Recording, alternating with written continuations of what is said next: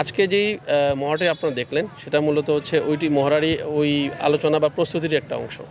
সামগ্রিকভাবে আমাদের সকল বাহিনী, আইনশৃঙ্খলা বাহিনী যারা রয়েছি, আমরা সকলেই এটা সমন্বয় হলো আমাদের, একই সাথে আমাদের মহড়াও হলো এবং আমাদের প্রস্তুতিরও কাজ হলো।